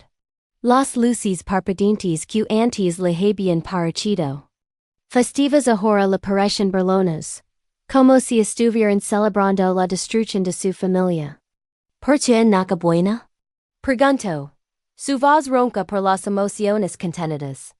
De todos los días del año, ¿por qué eliges el día más sagrado para las familias mexicanas? Elena se acurrucó en una esquina del sofá, abrazando un de los cojines bordados como si fuera un escudo protector. Porque pense que sería simbólico, un final y un nuevo comienzo. Pense que podríamos tener una conversación adulta y civilizada sobre nuestro futuro. ¿Una conversación adulta? Diego soltó una risa amarga. Elena, trajiste tu amante a nuestra casa para pedirme el divorcio. No hay nada adulto o civilizado en eso. Elena comenzó a hablar silenciosamente otra vez. Pense que si conoces a Rodrigo, si podías ver que es una buena persona, tal vez podrías entender por qué me enamoré de él. ¿Entender? Diego se puso de pie abruptamente. ¿Querías que entendiera por qué mi esposa decidió que 15 ecos de matrimonio valían menos que 8 meses de aventura? Diego caminó hacia el comedor, donde los restos de la cena seguían. Sobre la mesa, el mole poblano se había convertido en una masa fría y grasosa, las tortillas estaban duras como cartón. Las filas se habían consumido casi completamente, creando ríos de cera roja sobre el madera de Elena había Bordado a mano como regalo de bodas. Sabes lo que mes mi duel? Dio Diego. Recogiendo uno de los platos intocados. No es solo que me hayas traicionado. Es que hayas destruido algo hermoso sin darle una oportunidad de ser reparado. Elena se acercó al umbral del comedor. Diego. Trate de repararlo. Trate de Ronnie ecos de reconectarnos. ¿Cuándo? Diego se volteó para enfrentarla. Dame ejemplos específicos de cuando trates de arreglar nuestro matrimonio. Elena suspiró profundamente. ¿Recuerdas dos ecos? Cuando te sugerí que fuéramos a Oaxaca para nuestro aniversario? Quería que visitáramos los lugares donde habíamos ido en nuestra luna de miel. Que recordáramos por qué nos habíamos enamorado. Diego recordaba vagamente la conversación. Dices que quieres ir a Oaxaca, pero no me dices que ir para reconectarnos románticamente. Pensé que solo querías unas vacaciones. ¿Qué te pasó? Preguntó Elena. Diego bajó la mirada. Cancelamos el viaje porque surgió el proyecto de la planta en Veracruz. Y el año pasado, cuando te dije que quería que tomáramos clases de salsa juntos? Diego recordaba haber pensado que la idea era ridícula. Él no era bailarín, nunca había sido bueno bailando, y se habría sentido incómodo en una clase llena de extragos. Dices que no tenías tiempo para las clases nocturnas de actualización profesional. Continuó Elena. Tenía que mantener mis certificaciones vigentes, se defendió Diego. Y cuando te propuse que fuéramos al retiro de parejas que organizaba el Padre Miguel en la parroquia. Diego había rechazado esa idea inmediatamente. La había parecido demasiado personal. Demasiado íntimo compartir los problemas matrimoniales con extragos, incluso bajo la guía espiritual del sacerdote. Pensé que era necesario. Admitió. Diego.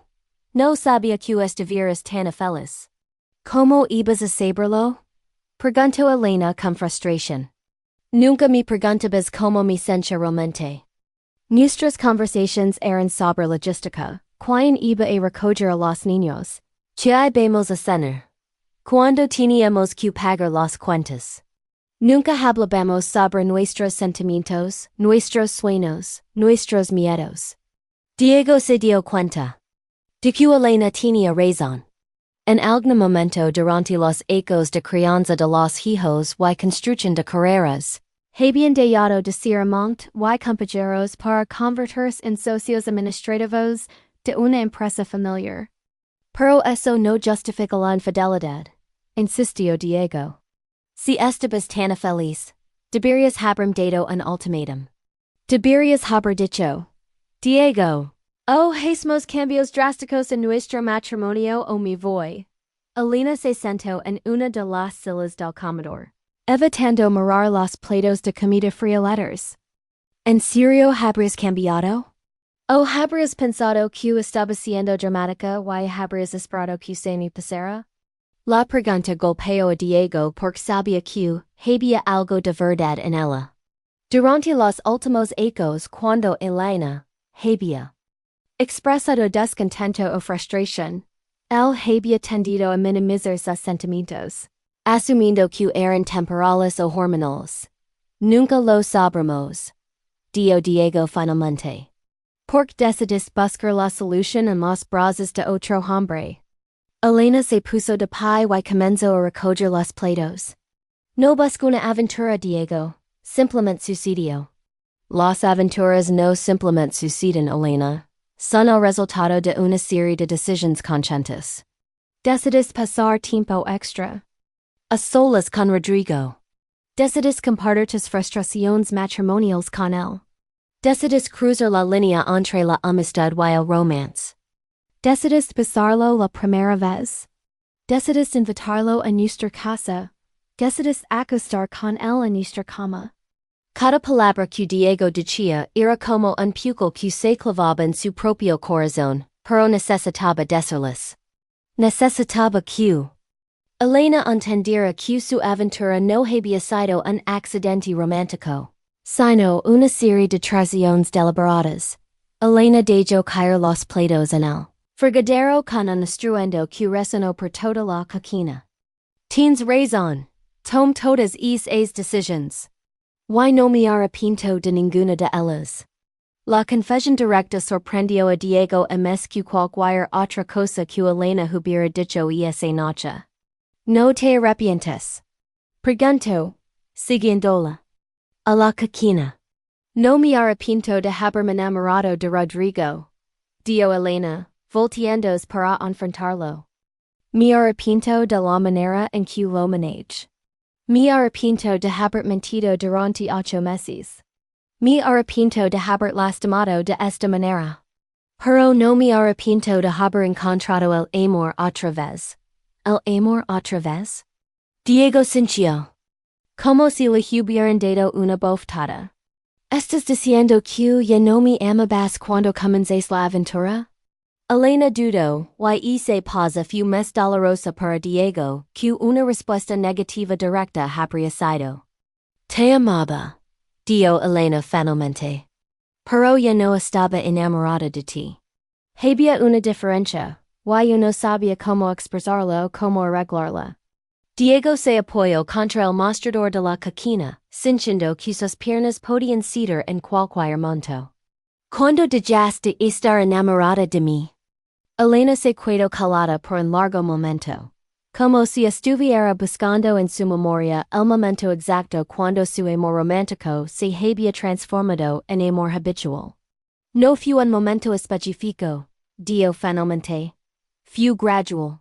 Creo que comenzó hace unos 5 años, cuando Carlos entró a la preparatoria y de repente teníamos más tiempo libre como pareja, pero no sabíamos qué hacer con ese tiempo.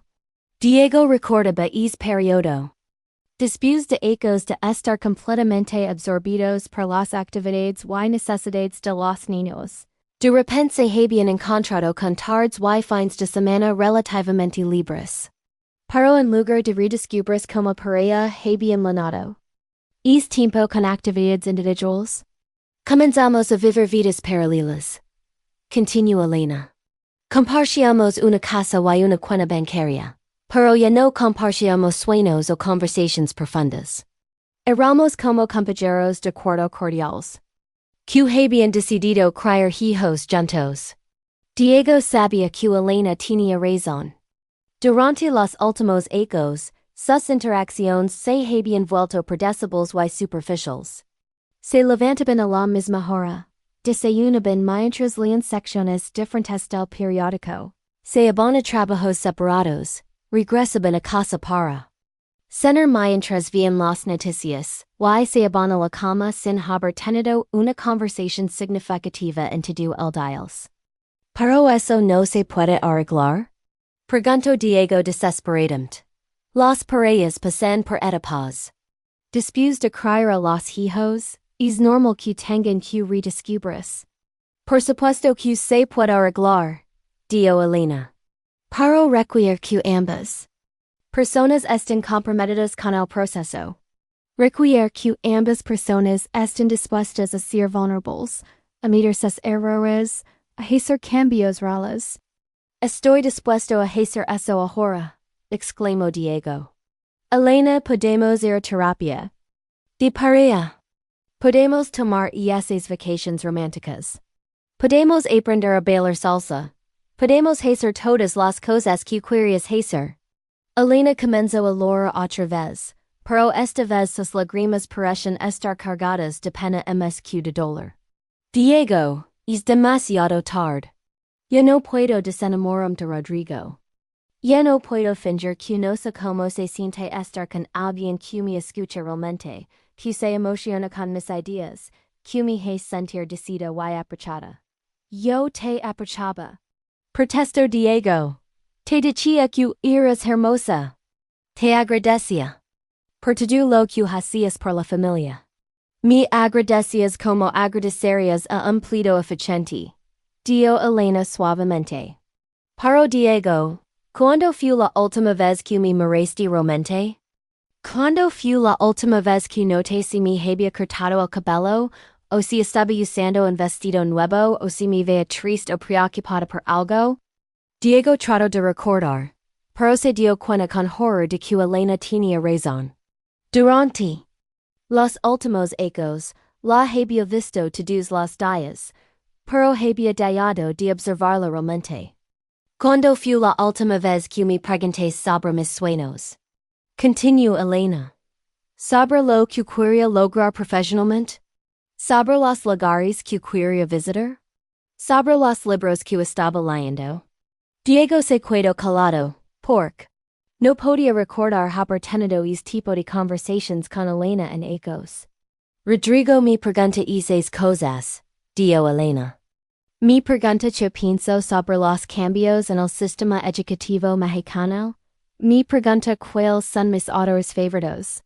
Me pregunta sobre mi infancia, sobre mis sueños abandonados, sobre mis esperanzas para el futuro. Yo conozco todo eso. Sobre ti, dijo Diego débilmente. ¿Conoces todo eso sobre la Elena de Quince ecos? Corrigió Elena. Pero las personas cambian, Diego. Evolucionan, crecen, desarrollan nuevos intereses y perspectivas. ¿Tú sabes quién soy ahora? A los 38 ecos. Diego se dio cuenta con devastación de que Elena tenía razón. Había estado viviendo con una imagen congelada de su esposa, asumiendo que era la misma persona que había conocido en la universidad. ¿Entonces esto es permanente? Preguntó Diego. ¿Tu decisión de divorciarte es final? Elena asintió lentamente. Es final, Diego, no porque no te amo, sino porque merezco tener una relación donde me sienta completamente viva y apreciada. ¿Y tú también mereces eso? Diego caminó hacia la ventana de la cocina que daba al patio trasero. Podía ver la casita del árbol que había construido para Carlos y Sofía cuando eran pequeños, ahora cubierta de luces navideñas. Recordaba las horas que había pasado construyéndola, asegurándose de que fuera perfectamente segura y hermosa. Elena había estado embarazada de Sofía en ese momento, y solía sentarse en el patio a observarlo trabajar, levando limonada fría y conversando sobre cómo sería la vida cuando tuvieran dos hijos pequeños corriendo por el jardín. ¿Recuerdas cuando construí la casita del árbol? Preguntó Diego. Elena se acercó a la ventana y miró hacia el patio. Por supuesto. Trabajaste en ella todos los fines de semana durante 2 meses. ¿Recuerdas cómo hablábamos mientras yo trabajaba? Sobre nuestros sueños para los niños. Sobre el tipo de padres que queríamos ser. Sobre las tradiciones familiares que queríamos crear. Elena sonrió a través de las lágrimas. Hablábamos sobre llevar a los niños de vacaciones a todas las playas de México. Querías enseñarnos a pescar en Veracruz. Y yo quería mostraros las ruinas mayas de Yucatán. Nunca hicimos esos viajes, dijo Diego con tristeza. No, nunca los hicimos. Siempre había algo más urgent, más práctico en gastar el dinero y el tiempo. Diego se volteó hacia Elena. ¿Crees que si hubiéramos hecho esos viajes, si hubiéramos mantenido vivos esos sueños compartidos, las cosas habrían sido diferentes? Elena consideró la pregunta. Tal vez. O tal vez habríamos descubierto que teníamos diferencias fundamentales que solo se hicieron evidentes con el tiempo. ¿Qué diferencias? Elena suspiró. Tú eres una persona que encuentra seguridad en la rutina y la estabilidad. Eres feliz teniendo un trabajo seguro, una casa pagada, un plan de retiro sólido. Esas son cualidades maravillosas, Diego. Cualidades que me atrajeron cuando era más joven. Pero ya no. Pero ahora me doy cuenta de que yo necesito más aventura, más espontaneidad, más pasión en mi vida. Necesito sentir que cada día trae la posibilidad de algo inesperado y emocionante. Diego asintió lentamente, comenzando a entender que Tal vez las diferencias entre él y Elena eran en más profundas que los problemas de comunicación o las rutinas aburridas. ¿Y Rodrigo te de eso? Elena asintió. Rodrigo ve cada día como una aventura. Ve cada desafío profesional como una oportunidad de hacer una diferencia real en el mundo. Ve nuestra relación como algo que seguir creciendo y evolucionando. En lugar de algo que se estableció hace 15 años y nunca cambió. El reloj de péndulo en el comedor marcó las 11 de la noche. En una hora seria oficialmente Navidad, el día que se suponía que celebraba el nacimiento de la esperanza. Al mundo. La ironía no se le escapó a Diego. ¿Tú hacemos ahora? Preguntó Diego. ¿Cómo manejamos los próximos días? Las próximas semanas. Elena se acercó al cajón donde guardaba papel y pluma, y sacó una libreta. Creo que deberíamos hacer una lista de las cosas prácticas que necesitamos resolver. Diego observa a Elena mientras comenzaba a escribir, y se dio cuenta de que incluso en el medio de una crisis emocional, ella mantenía su naturaleza organizadora y práctica. Era una de las cosas que siempre había admirado de ella, y que ahora se daba cuenta de que también había dado por sentado. Primero, dio Elena escribiendo, necesitamos decidir cómo y cuándo les vamos a decir a Carlos y Sofía. Diego asintió, sintiendo una nueva ola de dolor al pensar en cómo sus hijos reaccionarían a la noticia. Segundo, necesitamos hablar con un abogado sobre los términos del divorcio. ¿Ya pensáis en eso? Preguntó Diego. Elena asintió. Quiero que sea justo para ambos. No quiero alamonia, y quiero que compartamos la custodia de Sofía hasta que cumpla 18. ¿Y la casa? Elena miró alrededor de la cocina donde habían compartido tantas comidas familiares.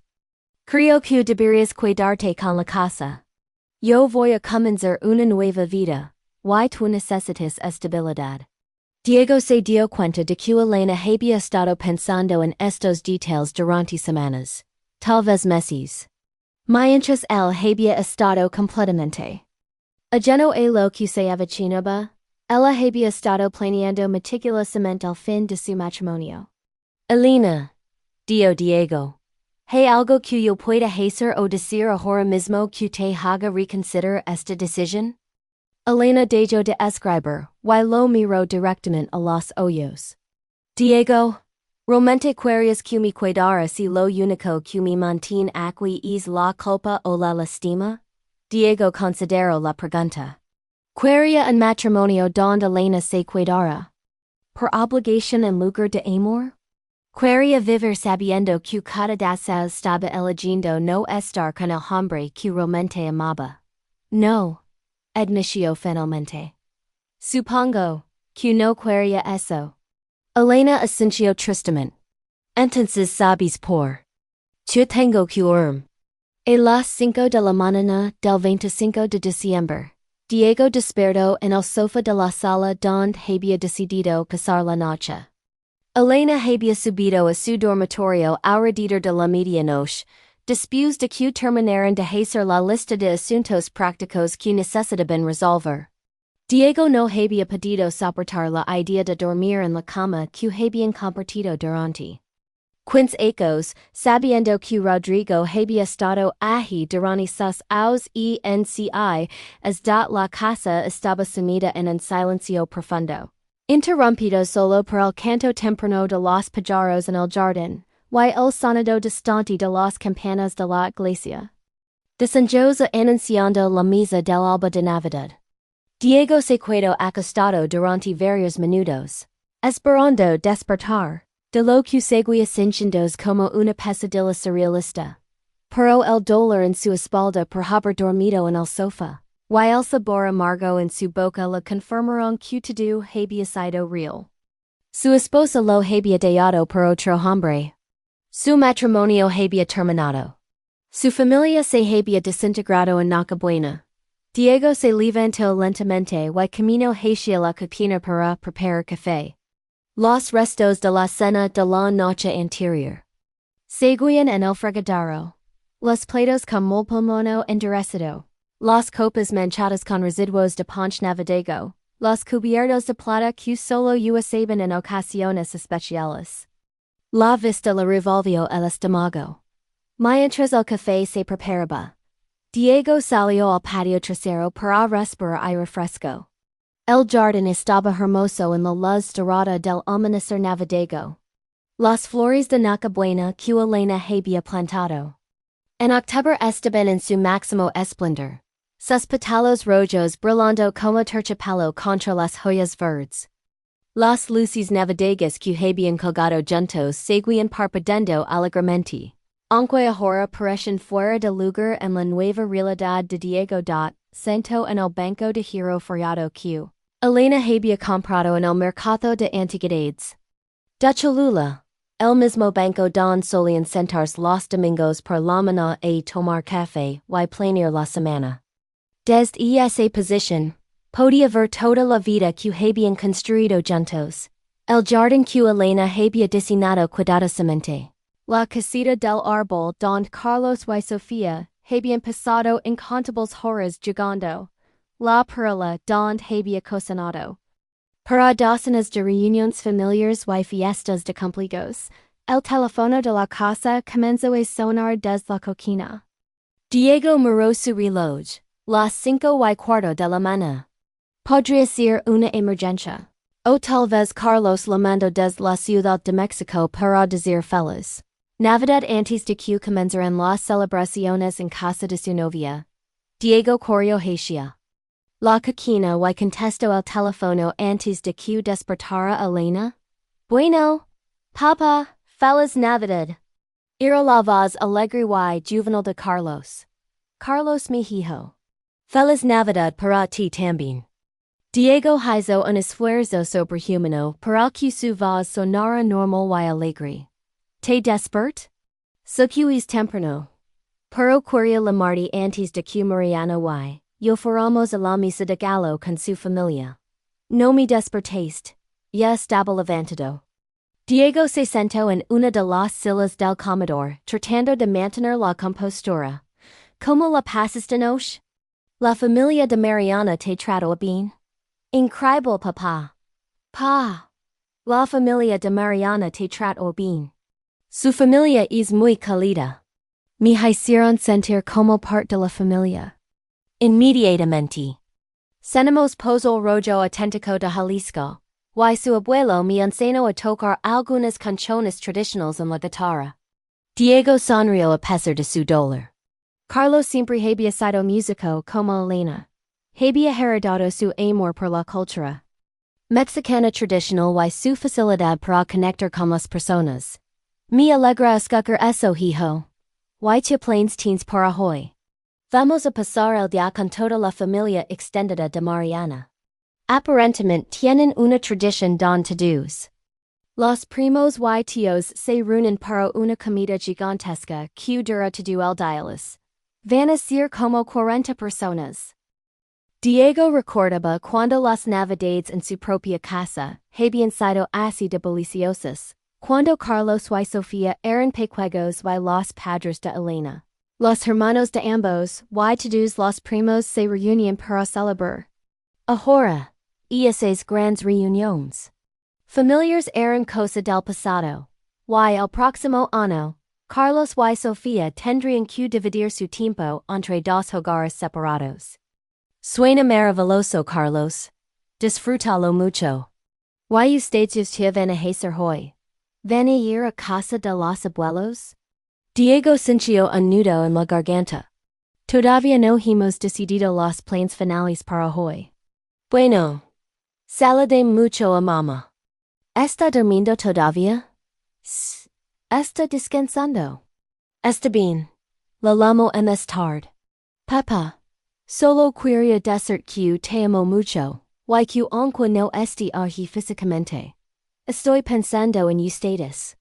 Espero que tengan una Navidad hermosa. Te amo también, Carlos. Cuídate mucho. Después de colgar, Diego se quedó sentado en silencio, sosteniendo el teléfono. Como le iba a decir Carlos que sus padres se estaban divorciando. Como iba a explicar que la estabilidad familiar que había conocido toda su vida estaba a punto de desaparecer. ¿Era Carlos? Elena apareció en la entrada de la cocina, vestida con una bata rosa, y con el cabello despeinado por el sueño. Llamo para decir feliz Navidad. Pregunto por ti. Elena asintió, y se dirigió hacia la cafetera. ¿Cómo cenaba? ¿Feliz? Muy feliz. Está disfrutando mucho su tiempo con la familia de Mariana. Elena sirvió dos tazas de café y la extendió una a Diego. Era un gesto automático, nacido de Quince ecos de rutina matutina, pero ahora se sentía extrañamente íntimo, y al mismo tiempo completamente vacío. Diego, dijo Elena, sentándose frente a él en la mesa del comedor. Necesitamos hablar sobre cómo vamos a manejar los próximos días. Diego asintió, tomando un sorbo del café fuerte y amargo. ¿Ya tienes un plan? Creo que deberíamos llamar a Carlos y Sofía hoy en la tarde y pedirles que regresen a casa mañana. Podemos decirles que tenemos algo importante que discutir con ellos. ¿Y qué les vamos a decir exactamente? Preguntó Diego. Elena, había estado pensando en esto claramente. Les vamos a decir que nos amamos como familia, pero que mamá y papá han decidido que necesitan vivir por separado. Les vamos a asegurar que ambos seguiremos siendo sus padres y que los amamos incondicionalmente. ¿Y les vas a decir sobre Rodrigo? Elena dudó. No inmediatamente. Primero necesitan procesar la noticia del divorcio. Puedo hablar sobre Rodrigo en más adelante, cuando hayan tenido tiempo para adaptarse. Diego asintió, aunque no estaba seguro de estar de acuerdo con ese enfoque. Carlos tenía 18 años y Sofía 16. No eran niños pequeños que necesitaran que les escondieran la verdad completa. Elena, creo que merecen saber toda la verdad desde el principio. Van a hacer preguntas, y si no somos completamente honestos, van a perder la confianza en ambos. Elena, considero esto. Entonces crees que debería decirles que me enamoré de otra persona? Creo que deberías decirles que te enamores de otra persona, y que por eso decides que nuestro matrimonio había terminado. No necesitan conocer todos los detalles íntimos, pero merecen entender las razones reales. Elena asintió lentamente. Tienes razón. Siempre les hemos enseñado la importancia de la honestidad. Diego miró por la ventana hacia el jardín, donde las luces navideñas seguían parpadeando. ¿Cómo crees que van a reaccionar? Carlos. Va a estar enojado, dijo Elena con certeza. Va a sentir que traicionó a la familia. Sofía va a estar devastada y confundida. Pero ambos son resilientes, Diego. Van a adaptarse. ¿Y si no se adaptan? ¿Y si esto les afecta permanentemente? ¿Y si Sofía tiene problemas en su último año de preparatoria? ¿Y si Carlos pierde el enfoque en sus estudios universitarios? Elena Se puso de pie y comenzó a caminar por la cocina nerviosamente. Diego, no podemos basar nuestras decisiones de vida en el miedo a cómo otros van a reaccionar. Incluso si esos otros son nuestros hijos. Entonces nuestros hijos no importan en esta ecuación? Por supuesto que importan. Exclamó Elena. Pero Diego, ¿qué mensaje les enviamos si nos quedamos en el matrimonio sin amor solo para mantener las apariencias? Queremos que piensen que esa es la manera en que deberían vivir sus propias vidas? Diego había estado considerando esta misma pregunta durante las primeras horas de la mañana. Era mejor para Carlos y Sofía ver a sus padres vivir una mentira de felicidad doméstica. O era mejor que vieran a sus padres tomar decisiones difíciles pero honestas sobre sus vidas. No lo sé, admitió Diego. Solo sé que estoy aterrorizado por la idea de perderlos. No las vas a perder, dijo Elena suavemente. Eres un padre maravilloso, Diego. Carlos y Sofía siempre van a necesitar tu amor y tu guías. Pero van a respetar mis opinions sobre las relaciones después de que vine que no pude mantener mi propio matrimonio? Elena regresó a su silla. Y tomó las manos de Diego sobre la mesa. Era el primer contacto físico que habían tenido desde que Rodrigo se había marcado la noche anterior. Diego, el hecho de que nuestro matrimonio esté terminando no significa que fueras un mal esposo. Significa que éramos dos personas que crecieron en direcciones diferentes. Diego miró las manos de Elena sobre las sayas. Eran las mismas manos que había sostenido cuando se casaron, las mismas manos que habían acariciado su frente cuando estaba enfermo, las mismas manos que habían sostenido a sus bebés recién nacidos. Ahora se sienten como las manos de una extraga. Elena, ¿hay alguna parte de ti que se arrepiente esta decisión? ¿Alguna parte que desearía que pudiéramos encontrar una manera de arreglarnos? Elena cerró los ojos por un momento antes de responder. Hay una parte de mí que se arrepiente del dolor que te estoy causando. Hay una parte de mí que desearía que las cosas fueran diferentes. Pero no me arrepiento de la decisión en sí. Diego retiró suavemente sus manos. ¿Cuándo te vas a mudar? Rodrigo encontró un departamento temporal en Cholula. Que podemos rentar mes a mes mientras decidimos donde queremos vivir permanentemente. ¿Puedo mudarme allí la próxima semana? ¿Tan rápido? Elena asintió. Creo que es mejor hacer la transición rápidamente en lugar de prolongar la agonía. Entre más tiempo pasemos viviendo en la misma casa después de que los niños sepan la verdad, más incómodo va a ser para todos. Diego se dio cuenta de que Elena tenía razón. Pero la rapidez de todo le quitaba el aliento. En una semana, Elena se habría ido. La casa que habían compartido durante días ecos estaría vacía excepto por él. ¿Tú vas a lavarte? Preguntó. Diego. Mi ropa, mis libros, algunas fotografías familiares. Algunas de las decoraciones navideñas que compramos juntos. ¿Para qué? Sofía puede tener tradiciones familiares en ambas casas. Diego asintió, aprovechando que Elena estuviera pensando. En Sofía incluso en los detalles prácticos de la separación. ¿Y el resto de las cosas? Los muebles, los electrodomésticos, las obras de arte que compramos juntos. Puedes cuidarte con todo, dijo Elena. Rodrigo y yo vamos a empezar desde cero. Y prefiero tener cosas nuevas que no tengan recuerdos asociados. Diego. Se preguntó si eso significaba que Elena planeaba dejar completamente ir. Como si los consejos con él fueran solo un capítulo tirado que prefería olvidar. El teléfono volvió a sonar. Esta vez era Sofía Letters. Papá. Feliz Navidad.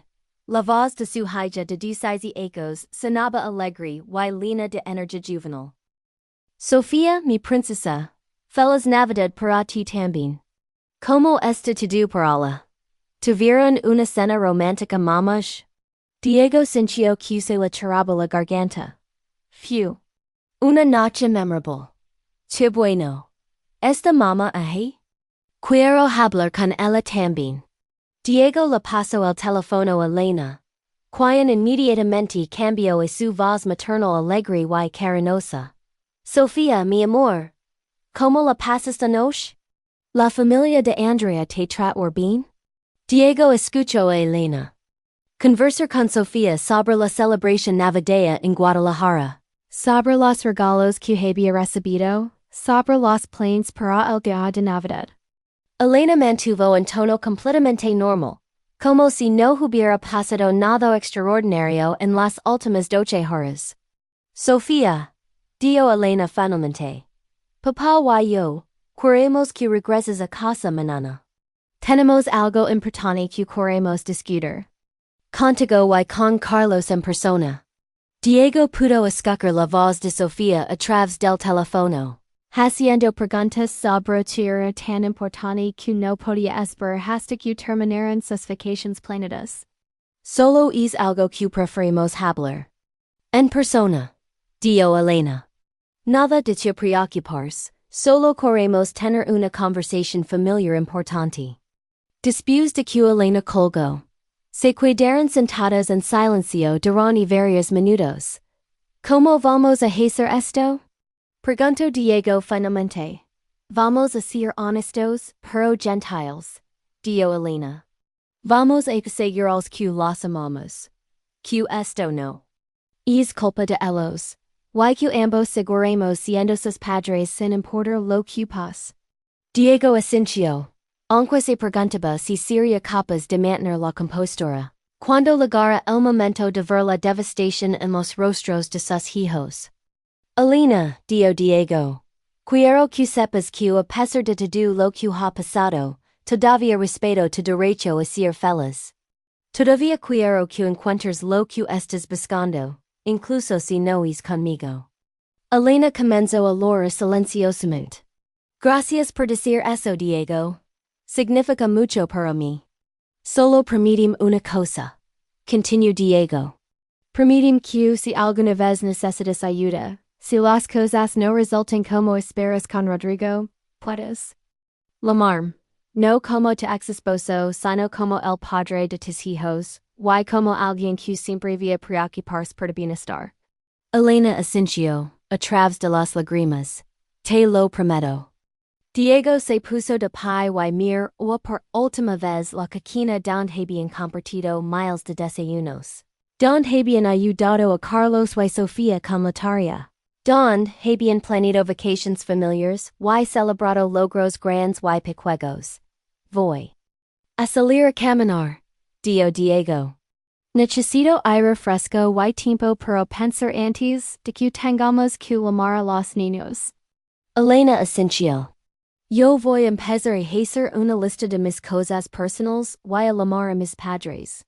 Van a necesitar saber lo que está pasando antes de que se entren por los niños. Diego se dirigió hacia la puerta principal, pero se detuvo en el umbral. Elena, dio sin voltear. A pesar de cómo terminó todo. Quiero que sepas que no me arrepiento de haber conocido. Me dis dos hijos hermosos y quince ecos de buenos recuerdos. Eso nunca va a cambiar. Diego, respondió Elena suavemente. Tú, también me diste una vida hermosa. Solo que ahora necesito una vida diferente.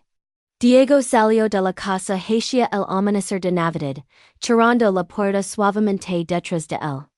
Mientras caminaba por las calles de su vecindario, observando las luces navideñas en las casas donde las familias todavía pacíficamente, se dio cuenta de que aunque su matrimonio había terminado, su vida continuaba.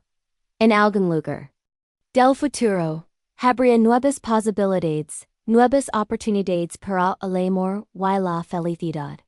Pero por ahora, tenía que concentrarse en ser el mejor padre para Carlos y Sofía mientras navegaban por la transición más difícil de sus vidas. El sol de Navidad se alzaba lentamente sobre Puebla, trayendo la promesa de un nuevo día y, eventualmente, de un nuevo comienzo.